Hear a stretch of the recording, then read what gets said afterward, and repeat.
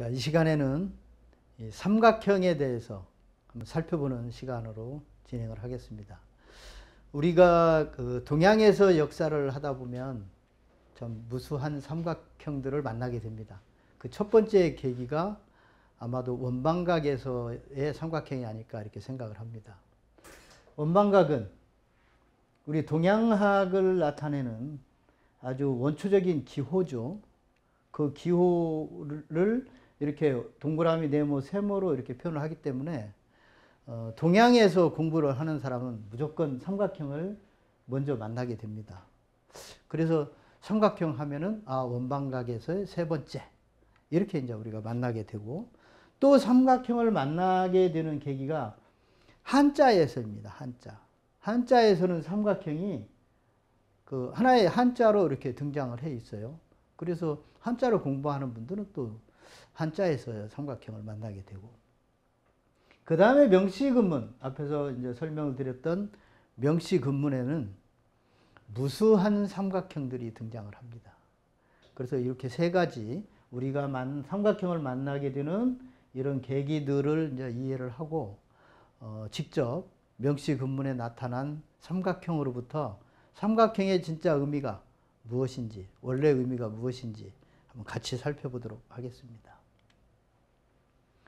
자, 원방각에서 삼각형은 원방각이라고 하는 것 자체가 이 세상, 우리가 살고 있는 세상을 이해하는 세 가지 요소, 그래서 보통 삼재라고 이야기를 하죠.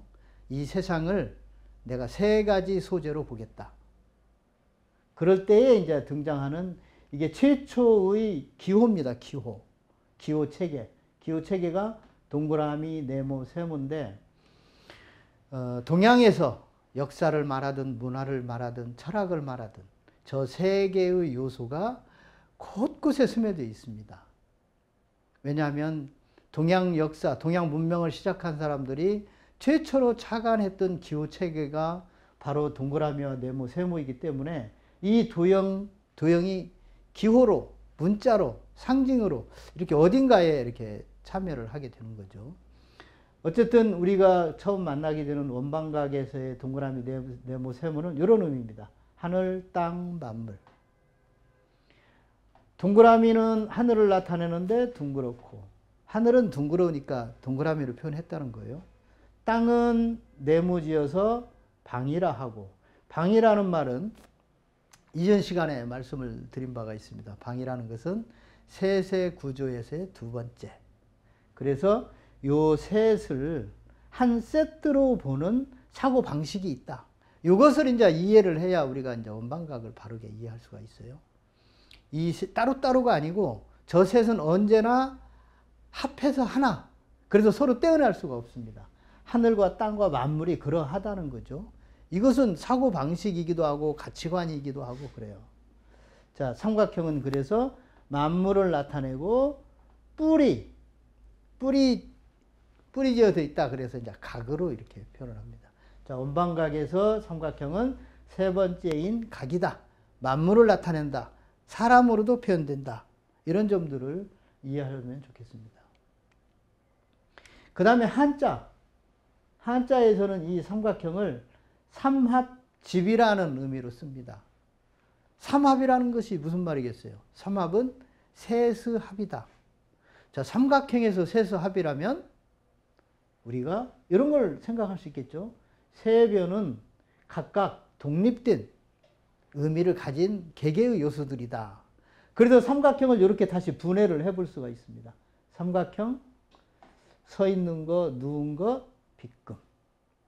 자, 저 세 개의 요소가 각각의 다른 의미들을 가지고 있다는 거예요. 이것을 이제 삼합집이라고 하는 한자는 우리에게 말을 해줍니다. 또 하나, 이것을 한자에서는 집이라고 불러요. 집. 자, 그래서 저 집이라는 이제 그 풀이 때문에 우리 한국 사람들이 쓰는 집이라는 말의 의미를 우리가 다시 생각해 볼 수가 있습니다. 집이라는 말을 생각해 볼 수 있는 이제 계기가 됩니다. 여러분, 우리는 집이 다 있죠?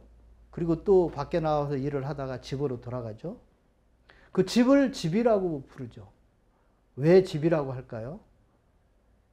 또 집이라고 할 때 그 의미는 무엇일까요? 자, 우리는 이렇게 생각을 해볼 수가 있습니다. 집이라는 것은 원초적으로 셋의 합이다. 그건 제 말이 아니고 여기 이렇게 써놨죠. 셋을 합한 것이 집이다. 한자가 우리한테 말해주는, 우리에게 알려주는 정보예요. 그래서 우리가 집이라고 할 때는 뭔가 모르지만 적어도 세 가지 것이 하나가 되어 있다. 이런 의미로 집을 보아야 된다는 거예요. 그래서 집을 우리가 구조적으로 보면은 이렇게 볼 수가 있겠습니다. 울타리, 마당, 집. 셋이죠. 그래서 그걸 집이라고 부른다는 거죠. 그 다음에 집이 있고 그 안에는 방이 있고 방에는 사람이 있고 이것 또한 셋의 의미로 우리가 집을 보는 거죠. 또 있습니다. 집에는 사람들이 사는데 사람은 아버지, 아들, 손자 3대가 있으면 집이다. 이렇게 우리가 쓰는 집이라는 말의 의미를 이 삼합집이라는 풀이를 계기로 이렇게 이제 우리가 한번 생각해 볼 수가 있습니다. 우리 집의 의미가 이제 저렇다는 거죠. 상당히 이제 복합적이지만 집을 집이라고 부르는 사람들의 생각을 우리가 읽어낼 수가 있다. 자, 이번에는 이제 청동기 명문에 담겨 있는 삼각형들입니다. 자, 이거 뭐 다 눈에 보이는 대로 바로 삼각형들이 보이죠. 삼각형, 삼각형, 삼각형. 이런 표현들. 이렇게 삼각형을 소재로 만들어진 그런 그 글자들이 많습니다. 이건 우리가 그 성김이라고 할 때 김자입니다. 근데 위에 삼각형이 돼 있죠. 그래서 김씨를 우리가 김가의 성씨를 말할 때도 삼각형으로부터 풀어야 돼요. 그 다음에 이런 형태의 삼각형도 있습니다. 여기에 비록 삼각형의 표시는 되어 있지 않지만 위에 이렇게 그 시옷자처럼 되어 있는 이 모양이 바로 삼각형입니다. 이건 형통할 형자를 옛날에 이렇게 썼는데 형통한 것은 무언가 삼각형과 관계가 있다. 이런 의미를 담고 있다고 할 수 있습니다. 자, 그 다음에 삼각형과 관련해서는 계속 이런 이제 사례들을 우리가 찾아낼 수도 있어요. 이것은 뭐냐면 삼각형은 삼각형인데 뭔가 변하는 계통? 뭔가 경향이 있다는 것을 여기서 읽어낼 수가 있겠죠.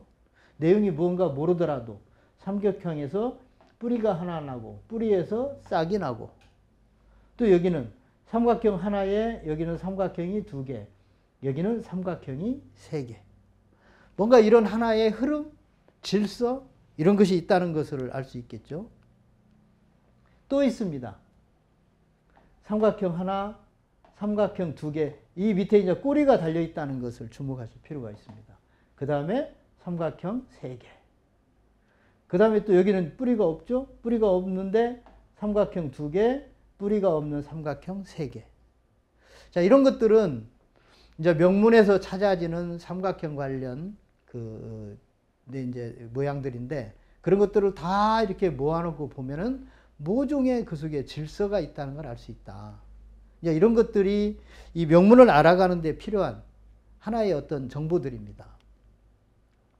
자, 그런가 하면 이 삼각형이 반대로 상하로 뒤집어져서 만들어진 이런 삼각형이 있고 그 삼각형으로부터 또 이런 글자들이 만들어지고 그 다음에 또 여기도 거꾸로 된 삼각형들이 있죠.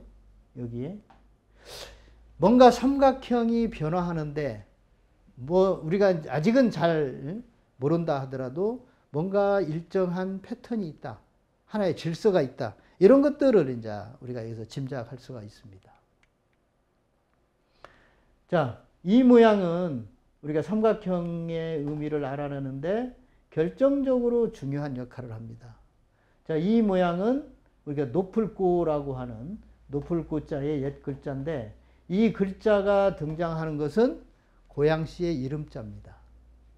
자, 명문이 우리한테 중요한 것은 그 속에 사람의 이름자가 담겨 있다는 거예요. 따라서 이 글자들의 내역을 우리가 알아낸다면 이 속에 담겨져 있는 역사적 인물들의 혈연 관계를 알 수가 있다.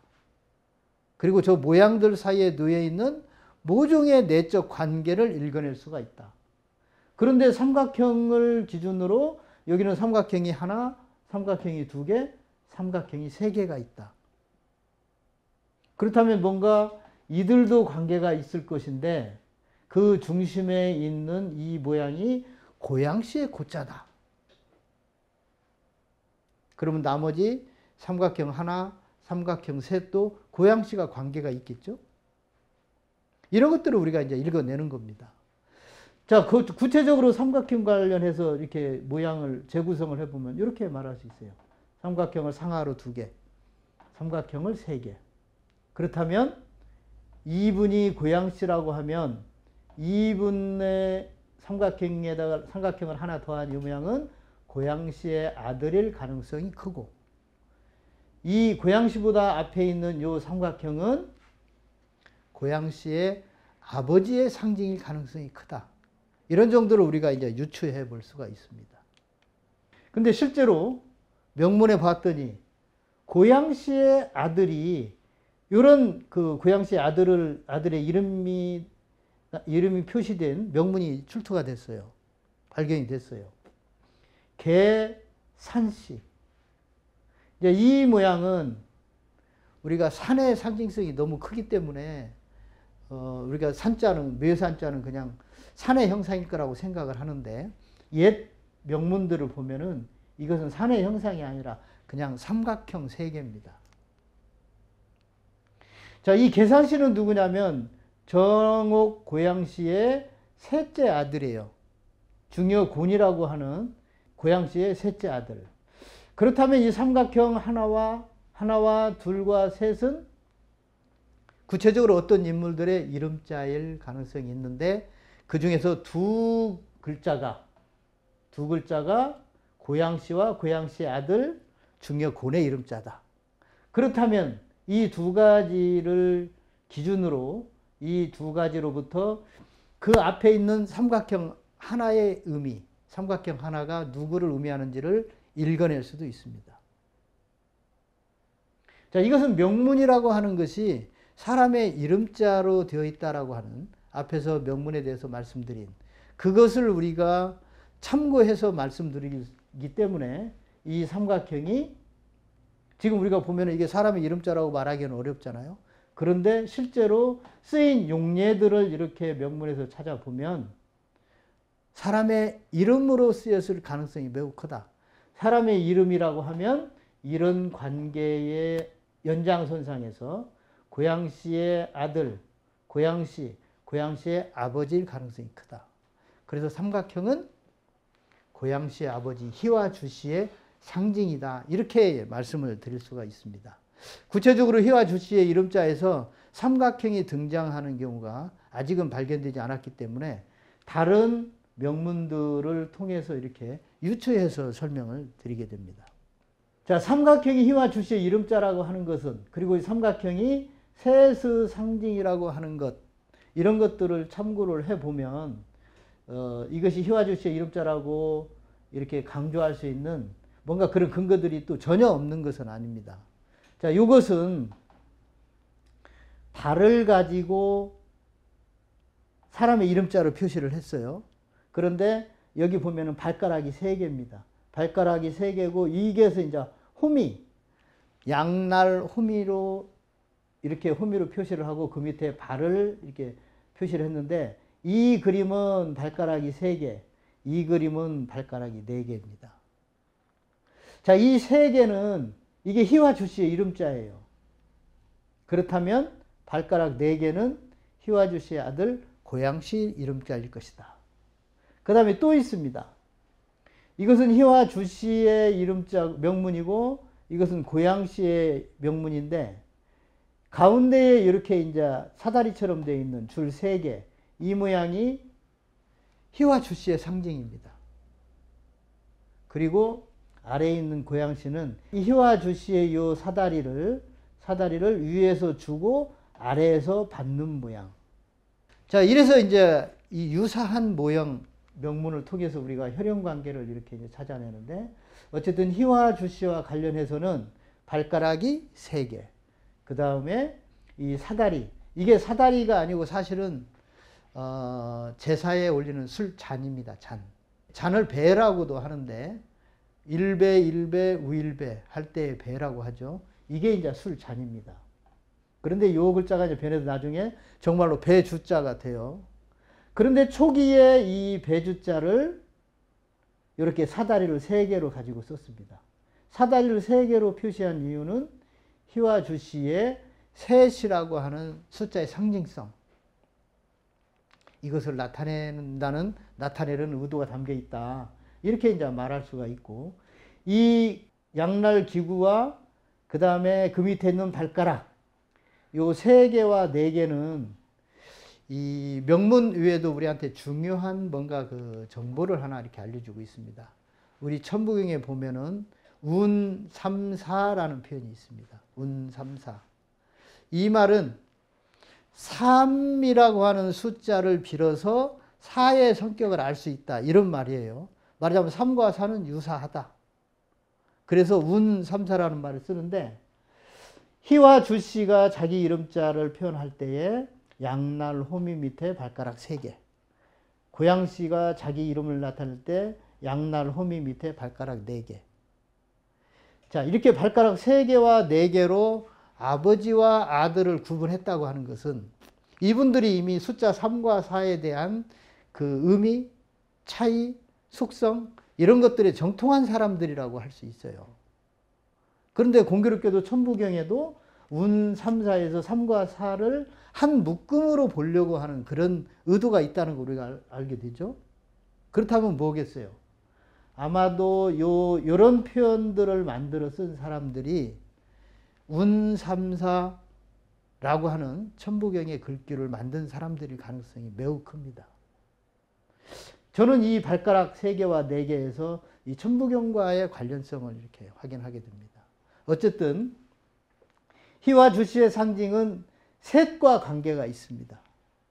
그래서 희와 주씨의 또 다른 상징이 삼각형이다. 이렇게 볼 수 있고, 고양시는 넷과 관계가 있는데 셋 하나인 아버지의 표시를 이어받아서 삼각형 2개로 자기를 표시했다.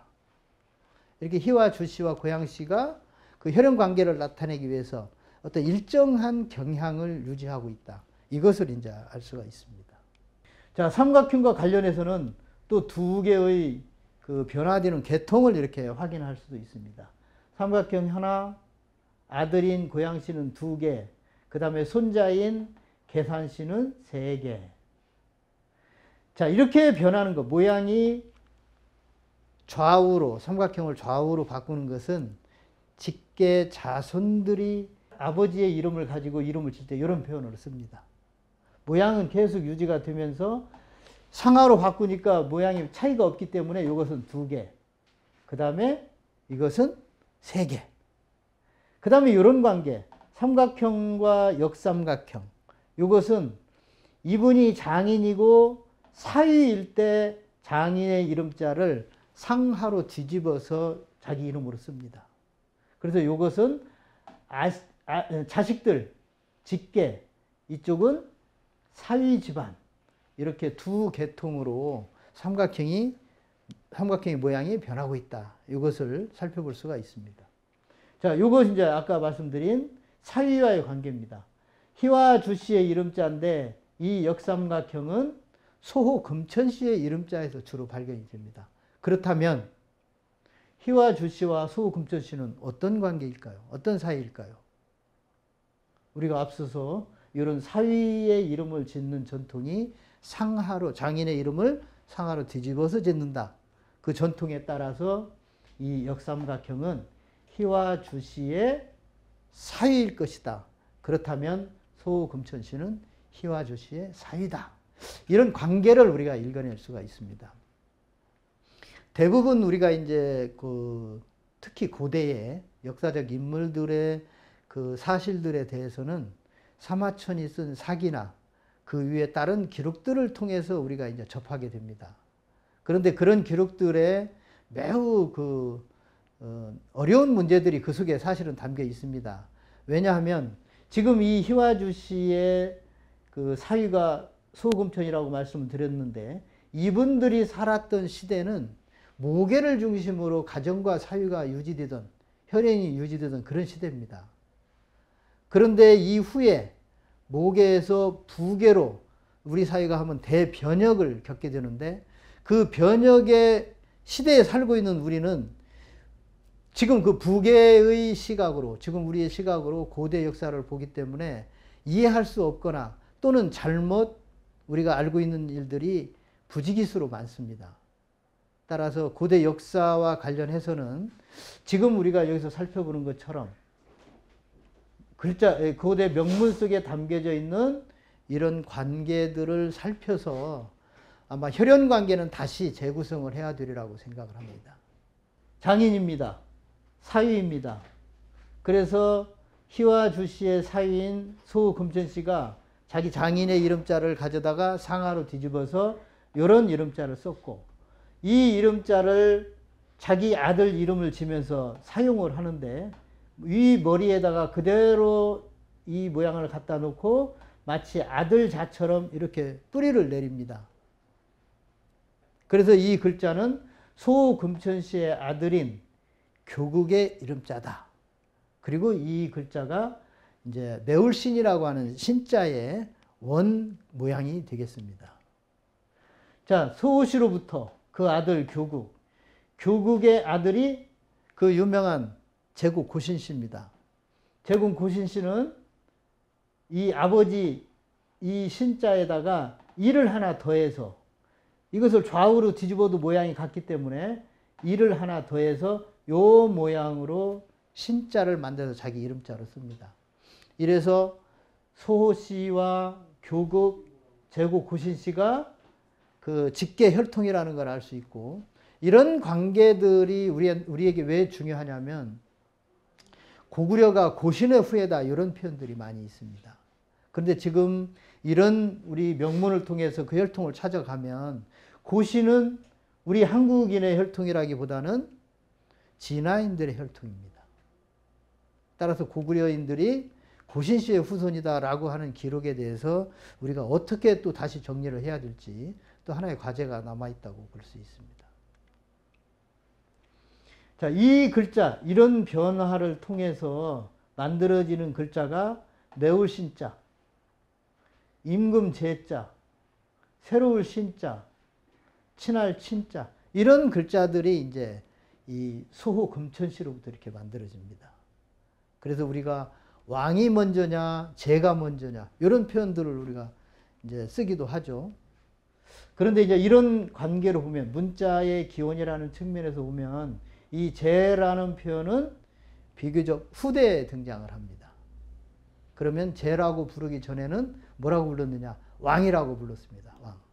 왕이 먼저고 제는 나중이다.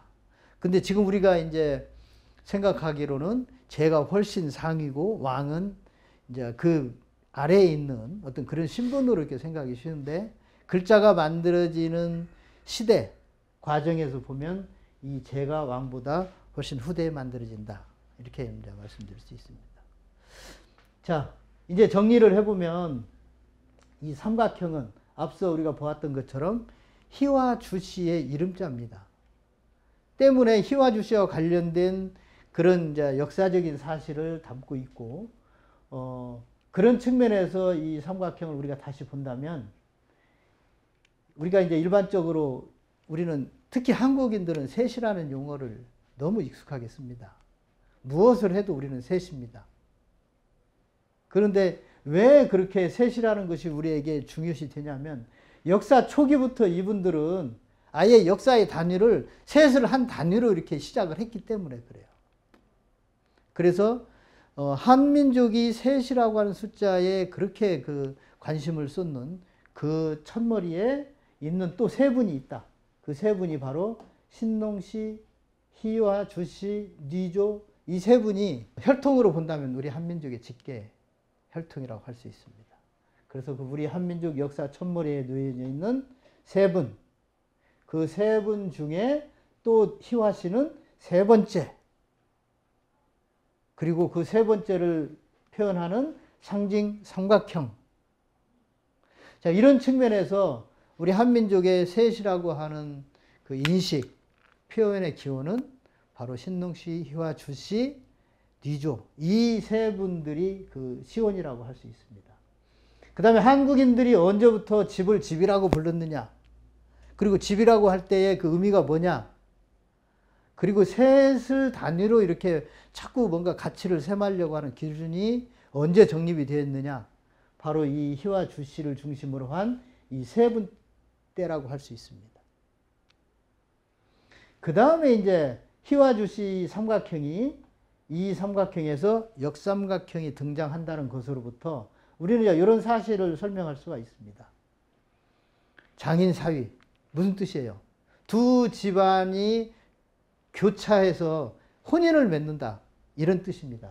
그러니까 여기서 이제 그 혼인을 맺는 두 집안의 주체가 하나는 희와 주씨를 중심으로 한 그 신농계, 또 하나는 소금천씨를 중심으로 한 황제계, 이렇게 두 계통이 만나는 그 접점이 바로 희와 주씨다. 그래서 이분들을 중심으로 집이라는 개념이 만들어진다. 이렇게 이제 말씀을 드릴 수 있겠습니다. 우리 그 문자를 가지고 그 문자 속에 담겨져 있는 명문에 담겨져 있는 역사적인 사실들을 이제 이렇게 살펴보는 시간을 가졌는데, 이런 일들, 그 문자를 통해서 그 속에 담겨져 있는 이런 그 혈연 관계들을 찾아내고 또 그 속에 담겨 있는 이런 그 어떤 관계들을 이렇게 회복해내는 것은 아마 우리가 동양의 역사를 전적으로 다시 보는 그런 그 계기가 된다고 생각이 됩니다. 그런 의미에서 이 문자를 통해서 우리가 고대 역사를 살펴보는 것은 매우 그 큰 의미가 있다 이렇게 생각이 되고, 앞으로도 계속해서 이 명문들 사이에 놓여 있는 그 관계를 하나씩 추적을 해서 우리가 지금까지 알았던 고대 역사에 대한 내용들과 비교도 해보고, 또 무언가 잘못됐다면 바로잡는 계기가 되었으면 좋겠다 이런 기대를 가지고, 또 다음 시간에 이어서 우리 명문을 가지고 그 역사적인 사실들을 살펴보는 그런 시간을 갖도록 하겠습니다. 지금까지 들어주셔서 감사합니다.